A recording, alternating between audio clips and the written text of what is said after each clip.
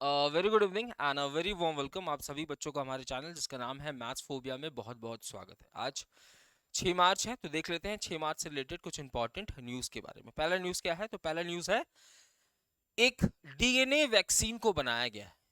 याद करो, हमने एक न्यूज़ पढ़ा था कि वर्ल्ड का पहला वर्ल्ड का पहला डीएनए वैक्सीन जो किसके काम आने वाला है? कोरोना वायरस से लड़ने के लिए काम आने वाला है। कोरोना वायरस से लड़ने के लिए काम आने वाला है। इसको डेवलप किया गया था किसके द्वारा? इंडिया के द्वारा। इसका नाम क्या था? जाइकोव डी। क्या नाम था? जाइकोव डी इसका नाम था। ठीक है, ये तो कोरोना से लड़ने के लिए था। उसके बाद अब न्यूज क्या है? अब न्यूज ये है कि एक इंस्टीट्यूट है जिसका नाम क्या है? Indian national centre for biological science. ये इंस्टीट्यूट आपको कहां देखने को मिलेगा? बेंगलुरु कर्नाटका के अंदर। बेंगलुरु कर्नाटका के अंदर आपको ये इंस्टीट्यूट देखने को मिलेगा और इस इंस्टीट्यूट के द्वारा एक डीएनए बेस्ड वैक्सीन को बनाया गया है। आपसे क्वेश्चन पूछ रहा है कि इनमें से वो कौन सी बीमारी को ठीक करने के लिए इस वैक्सीन को बनाया गया है। देखो, ये जो वैक्सीन को बनाया गया है, एक तो हो जाएगी Indian national centre for biological science. ये तो कहाँ की इंस्टीट्यूट है? बेंगलुरु की। एक तो इनके द्वारा बनाया गया है, साथ ही साथ अलग अलग देशों की 9 अलग अलग देशों की मदद से यानी कि हेल्प से इसको बनाया गया है। इनमें आपको कुछ अफ्रीकन कंट्रीज देखने को मिलेंगे, साथ ही साथ यहाँ पे आपको यूएसए भी देखने को मिलेगा। तो अफ्रीकन कंट्रीज की मदद से, यूएसए की मदद से, साथ ही साथ Indian national centre for biological science के द्वारा एक डीएनए वैक्सीन को डेवलप किया गया है। ये डीएनए वैक्सीन जो है, ये किसको क्योर करने में यानी किसके इलाज के लिए मदद होने वाला है? तो ये डेंगू के इलाज के मदद होने वाला है। तो डेंगू के इलाज के लिए एक वैक्सीन को डेवलप किया गया है, जिसको डेवलप किया गया है किसके द्वारा? तो 9 अलग अलग देश के इंस्टीट्यूशन, साथ ही साथ Indian national centre for biological science. अगर मैं डेंगू की बात करूं तो डेंगू जो है ये किसके काटने से होगा भैया?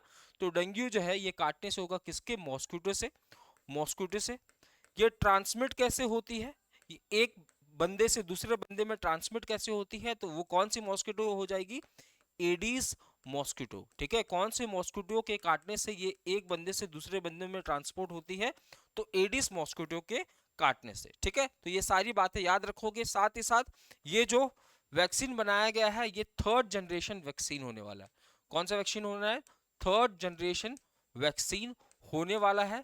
हालांकि हालांकि इसके ह्यूमन ट्रायल्स अभी नहीं हुए हैं। इसके ह्यूमन ट्रायल्स अभी नहीं हुए हैं। सिर्फ जो माइस है या मैं कहूं जो चूहे हैं उन पे इनका ट्रायल हुआ है और ये सक्सेसफुल रहा है। तो डेंगू को ठीक करने के लिए इस वैक्सीन को डेवलप किया गया है और ये ये इंडिया का पहला डीएनए बेस्ड वैक्सीन होने वाला है। किसके लिए? तो ये होने वाला है डेंगू के लिए। बात क्लियर है? तो option B is going to be the right answer. आगे बढ़ते हैं। अभी इसका नाम डिसाइड नहीं किया गया, तो जब नाम डिसाइड किया जाएगा तो आपको इंफॉर्मेशन दे दी जाएगी। आगे बढ़ते हैं।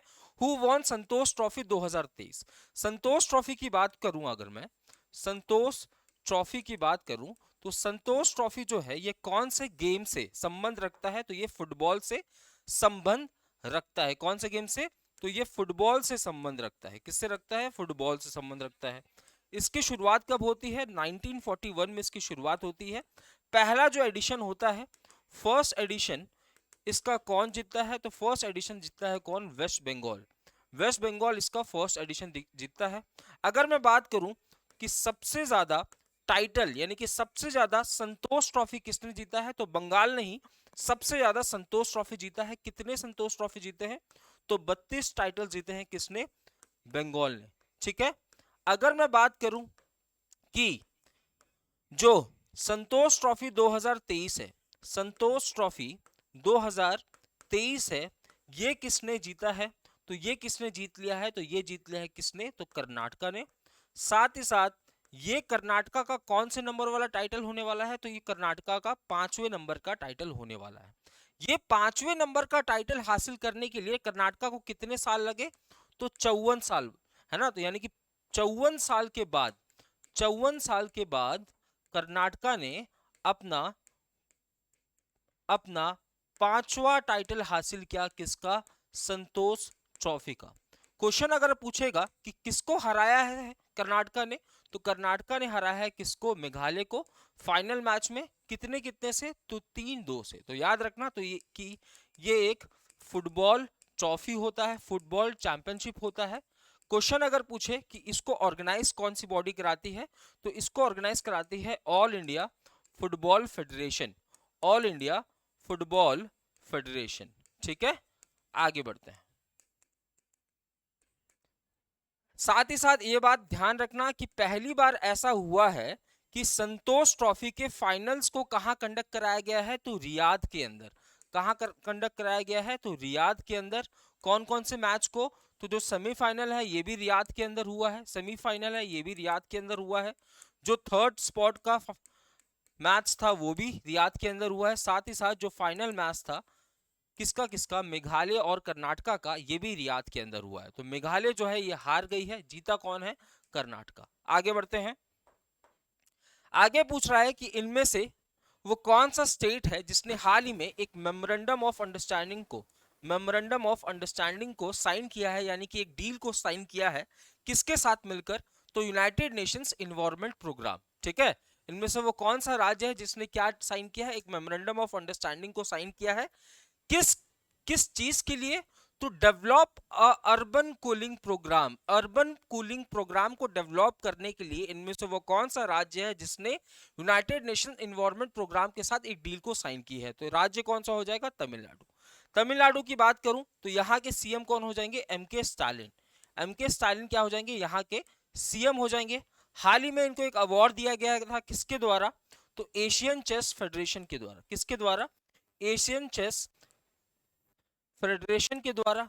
और ये अवार्ड किस लिए दिया गया था? तो ये अवार्ड दिया गया था इसलिए क्योंकि एमके स्टालिन जी ने तमिलनाडु के अंदर, तमिलनाडु के महाबलीपुरम के अंदर साल 2022 में सक्सेसफुली क्या आयोजित किया था? तो सक्सेसफुली उन्होंने आयोजित किया था 44वां नंबर का FIDE chess olympiad, FIDE chess olympiad, और इसलिए इनको सम्मान के रूप में इनको यह अवार्ड दिया गया था। ये तो बात होगी तमिलनाडु से रिलेटेड।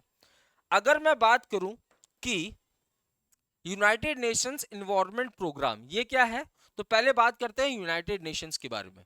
यूनाइटेड नेशंस देखो साल 1919 यानी कि वर्ल्ड वॉर फर्स्ट के बाद एक ऑर्गेनाइजेशन को स्टैब्लिश किया गया जिसका नाम है लीग ऑफ नेशंस। क्या नाम है? League of Nations. ये ऑर्गेनाइजेशन का काम क्या है? तो पूरी दुनिया में पीस एंड सिक्योरिटी को मेंटेन करना, पीस एंड सिक्योरिटी को मेंटेन करना। उसके बाद क्या हुआ? उसके बाद हो गया सेकेंड वर्ल्ड वॉर। कब से कब तक? 1939 से लेकर 1944 तक। क्या किया जाता है?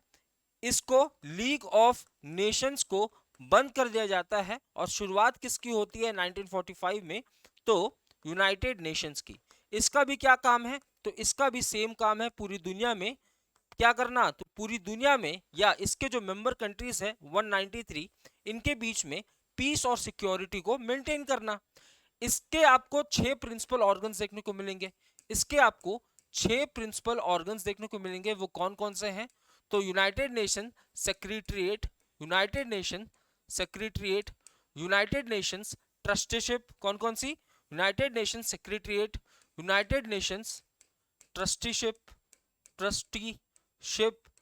उसके बाद यूनाइटेड नेशंस जनरल असेंबली, उसके बाद यूनाइटेड नेशंस सिक्योरिटी काउंसिल, उसके बाद इको सोक, साथ ही साथ इंटरनेशनल कोर्ट ऑफ जस्टिस। ये 6 इसके क्या हो जाएंगे? प्रिंसिपल ऑर्गन्स हो जाएंगे। इनमें से ये सारे प्रिंसिपल ऑर्गन्स के आपको हेडक्वार्टर कहां देखने को मिलेंगे? न्यूयॉर्क के अंदर, न्यूयॉर्क के अंदर।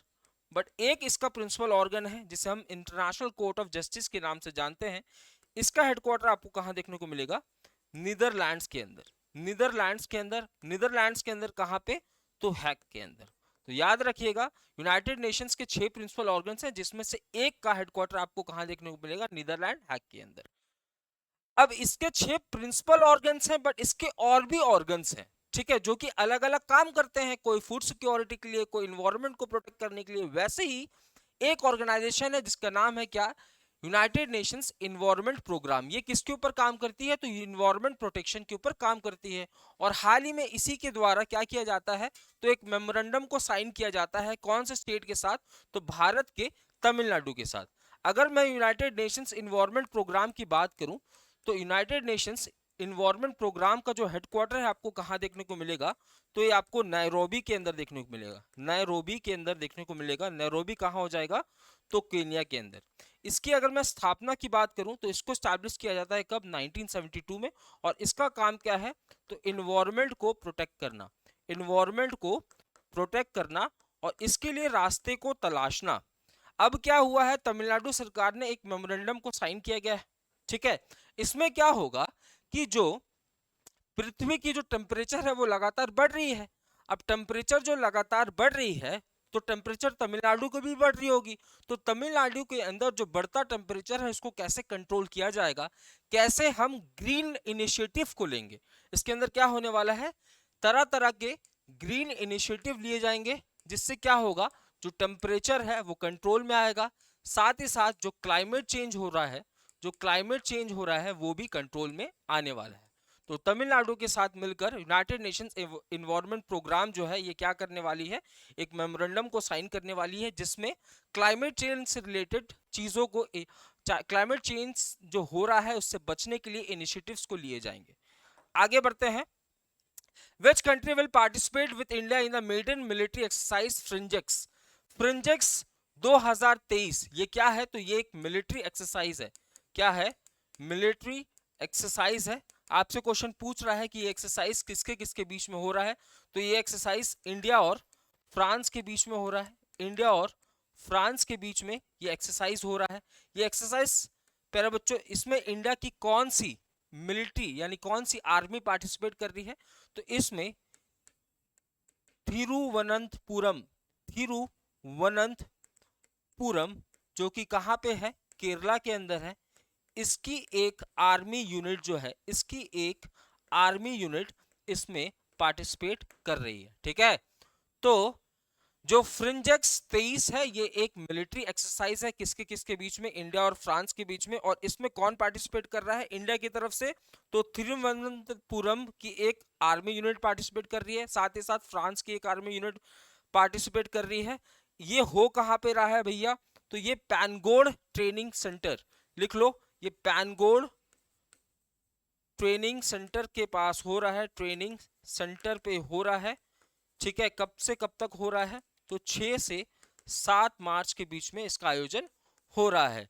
पैनगोड ट्रेनिंग सेंटर आपको कहां देखने को मिलेगा? तो ये आपको केरला के अंदर देखने को मिलेगा, केरला के थिरुवनंतपुरम, केरला के थिरुवनंतपुरम के अंदर आपको ये देखने को मिलेगा, ठीक है।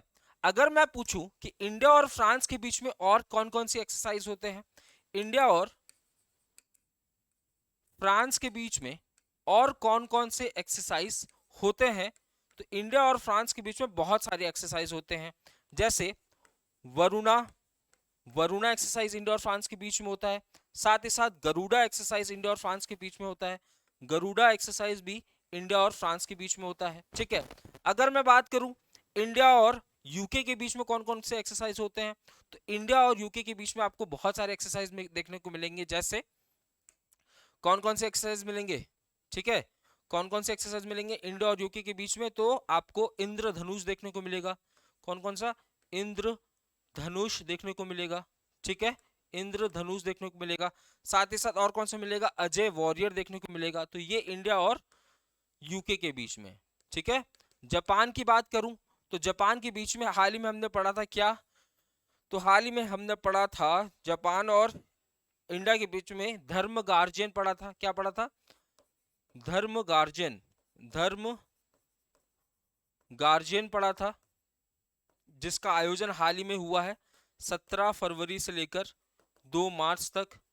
साथ ही साथ एक पढ़ा था हमने क्या? शिन्यू मैत्री, शिन्यू मैत्री जो कि एक एयरफोर्स एक्सरसाइज है, ठीक है। तो ये जापान के साथ होता है। तो फ्रांस के साथ हो रहा है क्या? फ्रिंजेक्स 2023, और ये इसका पहला एडिशन होगा। आगे बढ़ते हैं।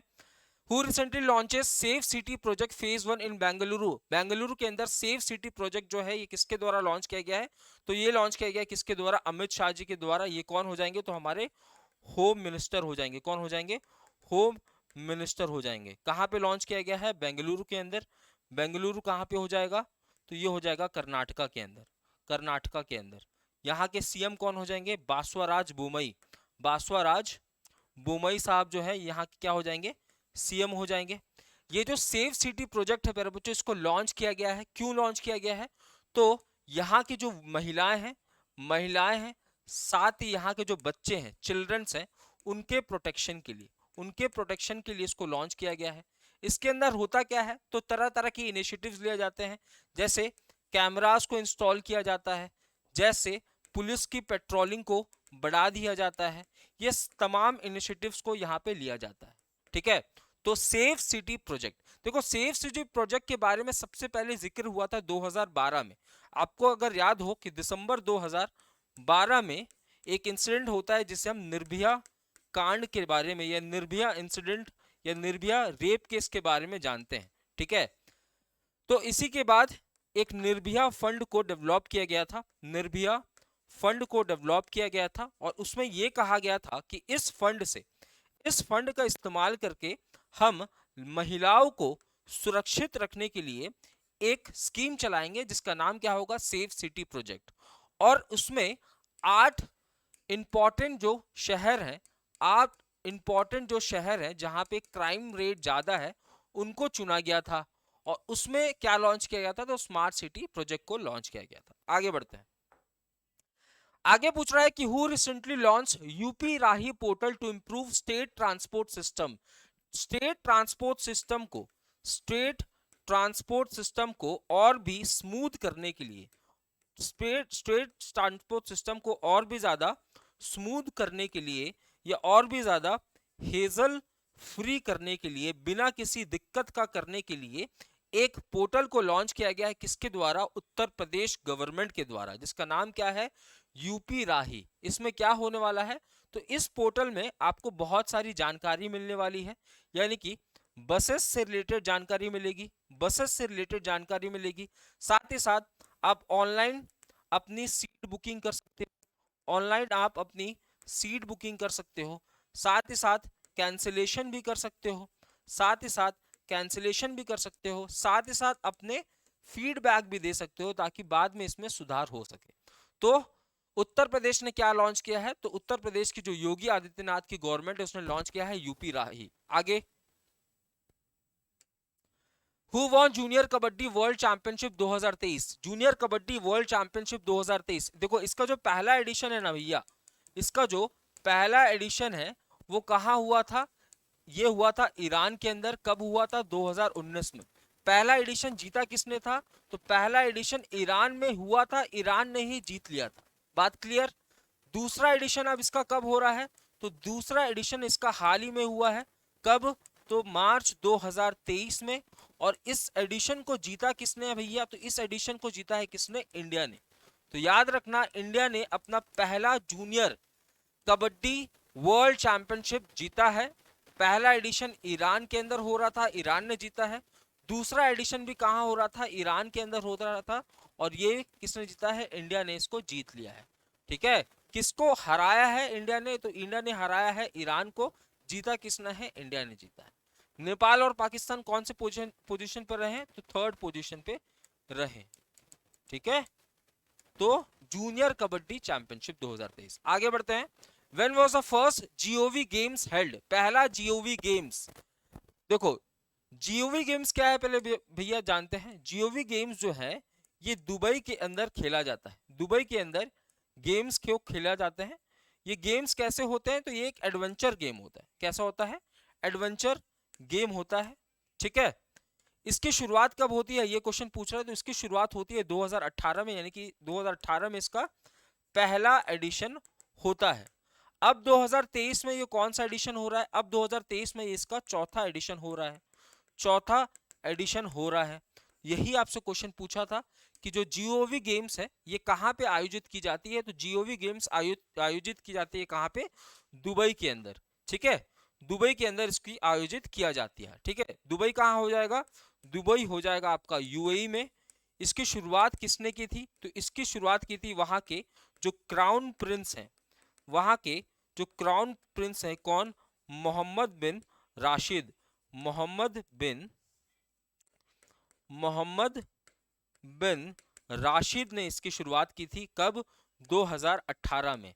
इसमें अलग अलग कैटेगरीज होते हैं। ठीक है, अलग अलग कैटेगरीज होते हैं। इनमें कौन कौन से कैटेगरीज होते हैं? देखो, एक जो नया कैटेगरी शुरू हुआ है वो कौन सा है? Battle of cities. कौन सा है? Battle of cities. और इस कैटेगरी में 27 कंट्रीज की टीम ने पार्टिसिपेट किया है। 27 कंट्रीज की जो टीम है उसने पार्टिसिपेट किया है। इसी में आपको भारत की भी एक टीम देखने को मिलेगी। भारत की यानी कि इंडिया की भी टीम आपको देखने को मिलेगी। इंडिया की कौन सी टीम ने इसमें पार्टिसिपेट किया है? तो बिट्स पिलानी, जो कि राजस्थान की एक ग्रुप है। ठीक है, याद रखना, बिट्स पिलानी जो कि राजस्थान बेस्ड एक ग्रुप है, इसने इसमें पार्टिसिपेट किया है। ठीक है, उसके बाद कौन कौन सा है? तो इसके बाद एक तो हो गया बैटल ऑफ सिटीज, जिसमें 27 कंट्रीज ने पार्टिसिपेट किया है। उसके बाद हो जाता है बैटल ऑफ गवर्नमेंट। ठीक है, उसके बाद हो जाता है बैटल ऑफ गवर्नमेंट, जिसमें मेल फीमेल दोनों की टीम बनती है। उसके बाद हो जाता है battle of community. Battle of community आपके लिए क्या इंपॉर्टेंट है? आपके लिए इंपॉर्टेंट है जो जीओवी गेम्स हैं, ये कहाँ खेले जाते हैं? तो ये खेले जाते हैं यूएई के अंदर। इसका आयोजन कहाँ पे होता है? दुबई के अंदर। इसकी शुरुआत 2018 में किसके द्वारा की गई थी? तो मोहम्मद बिन राशिद, जो कि वहां के क्राउन प्रिंस हैं। इस बार इसका चौथा एडिशन खेला गया, जिसमें भारत की तरफ से बिट्स पिलानी नाम की एक ग्रुप है, जिसका आपको एक यूनिवर्सिटी भी देखने को मिलेगा राजस्थान बेस्ड, उसने इसमें पार्टिसिपेट किया है। ठीक है, आगे आगे क्या पूछ रहा है? देखो, आगे पूछ रहा है कि which of the following ministry approves IFFCO's nano D ammonia phosphate. देखो, हाल ही में कौन से मंत्रालय के द्वारा इफ्को के द्वारा बनाया गया नैनो डी अमोनिया फॉस्फेट को मंजूरी दे दी गई है? देखो क्या हुआ है, नैनो डी अमोनिया फॉस्फेट, ये क्या है भैया? तो ये क्या है? ये एक यूरिया है। क्या है? यूरिया है, जिसका इस्तेमाल जो किसान हैं वो अपने खेतों में करते हैं। ठीक है, अब होता क्या है, अभी तक आप लोग जो यूरिया है उसे बोरे में या कट्टे में लेके आते थे। 50 किलो का कट्टा हुआ करता था। 50 किलो का कट्टा हुआ करता था और इसकी कीमत लगभग 1350 से लेकर 1400 हुआ करती थी। अब क्या हुआ है? अब इफ्को के द्वारा नैनो डी अमोनिया फॉस्फेट का एक लिक्विड फॉर्म को डेवलप किया गया है। एक लिक्विड फॉर्म को डेवलप किया गया है, और ये जो लिक्विड फॉर्म है ये कितने ml की होने वाली है? 500 ml की। यानी कि 500 ml इज बराबर टू कितना किलो? 50 किलो। यानी कि आपको 50 किलो के लिए अब 1400 खर्च नहीं करना पड़ेगा। आपको ये 500 ml जो है मात्र कितने मिलने वाली है? तो 600 से 700 में मिलने वाली है।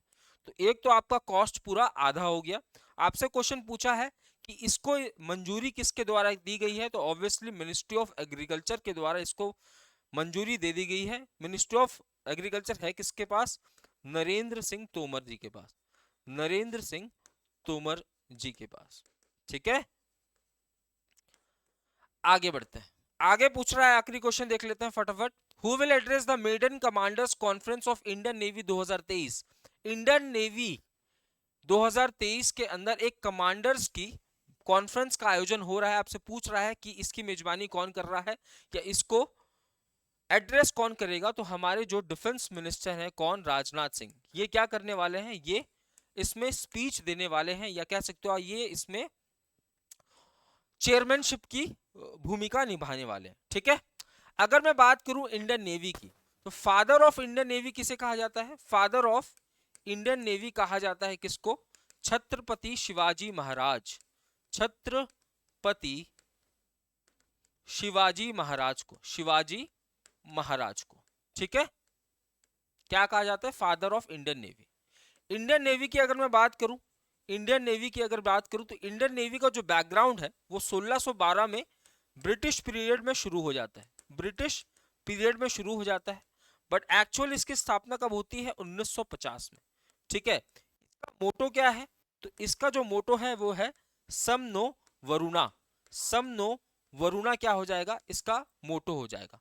अगर मैं बात करूं हमारे अगर मैं बात करूं हमारी जो आर्म्ड फोर्सेस हैं, आर्म फोर्सेस के जो सुप्रीम लीडर होती हैं वो कौन होते हैं? तो देश के प्रेसिडेंट होते हैं, जो कि अभी प्रेजेंट में कौन है? द्रौपदी मुर्मू जी। ठीक है। उससे जस्ट नीचे पोस्ट किसका होता है? सीडीएस का होता है। सीडीएस कौन है फिलहाल में? तो सीडीएस हो जाएंगे कौन? अनिल चौहान जी। अनिल चौहान जी ये क्या हो जाएंगे? ये सेकंड सीडीएस हो जाएंगे आफ्टर विपिन रावत। ठीक है। अगर मैं बात करूं चीफ ऑफ नेवल स्टाफ कौन है? तो चीफ ऑफ नेवल स्टाफ कौन हो जाएंगे? Admiral R Hari Kumar. ठीक है। Father of Indian navy Chhatrapati Shivaji Maharaj. Indian navy की स्थापना 1950। मोटो सम नो वरुणा। हमारी जो आर्म फोर्सेस है जिसमें इंडियन आर्मी, इंडियन मिलिट्री और इंडियन नेवी शामिल है, इसके जो सुप्रीम हेड होते हैं, सुप्रीम कमांडर होते हैं, वो कौन होते हैं? तो देश के प्रेसिडेंट। इसके बाद जो पद होता है वो होता है सीडीएस का। उसके बाद जो पद होता है वो रिस्पेक्टिव आर्म्ड फोर्सेस के हेड का होता है, जिसमें इंडियन नेवी के हेड कौन है? तो एडमिरल आर हरि कुमार। बात क्लियर है? अब क्या हो रहा है? अब पहला कमांडर्स का कॉन्फ्रेंस हो रहा है, और उस कॉन्फ्रेंस का आयोजन कहां पे हो रहा है? आईएनएस विक्रांत के ऊपर। कहां हो रहा है? आईएनएस विक्रांत के ऊपर। आईएनएस विक्रांत की बात करूं तो ये क्या है? तो ये एक एयरक्राफ्ट करियर है। ये क्या है? एयरक्राफ्ट एयरक्राफ्ट कैरियर है पहले बच्चों, कैरियर है। इसको इसको इंडियन नेवी को सौंपा कब जाता है? इंडियन नेवी पे ये कमीशन कब किया जाता है? तो इसे कमीशन किया जाता है कब? कमीशन किया जाता है कब? 2 सितंबर 2022 को। ठीक है। ये बनना कब शुरू होता है? ये बनना शुरू होता है 2013 में। ठीक है। ये बन के तैयार हो जाता है 2013 में, बट कमीशन किया जाता है 2022 में, और बनना कब शुरू होता है? 2009 में। इसका नाम जो आईएनएस विक्रांत रखा गया है, ये कौन से आईएनएस के ऊपर रखा गया है? तो याद करो 1956 में ना, 1956 में इंडियन नेवी ने ब्रिटिश नेवी से एक एक आईएनएस को खरीदा था, जिसका नाम था उस समय हरक्यूल्स। क्या नाम था? हरक्यूल्स। ठीक है। बाद में इसका नाम क्या चेंज कर दिया गया? आईएनएस विक्रांत कर दिया गया। आईएनएस विक्रांत कर दिया गया, जिसका इस्तेमाल हमने 1971 में पाकिस्तान के साथ जो वॉर हुआ था उसमें किया है, और उसी के नाम से ये आईएनएस विक्रांत को डेवलप किया गया। किसके द्वारा? तो कोची शिपयार्ड लिमिटेड के द्वारा। लिख लो, कोची शिपयार्ड लिमिटेड के द्वारा, शिपयार्ड लिमिटेड के द्वारा इसको डेवलप किया गया है। ठीक है। और इसी के ऊपर क्या हो रहा है? पहला कमांडर्स कॉन्फ्रेंस हो रहा है, जिसको एड्रेस कौन करने वाले हैं? तो हमारे defence minister Rajnath Singh. One liners देख लेते हैं। 52nd नंबर का सेफ्टी वीक का सेलिब्रेशन हो रहा है, जिसका थीम क्या रखा गया है? इसका थीम रखा गया है अवर एम जीरो हार्म। ये इसका क्या रखा गया है? थीम रखा गया है। आगे बढ़ते हैं।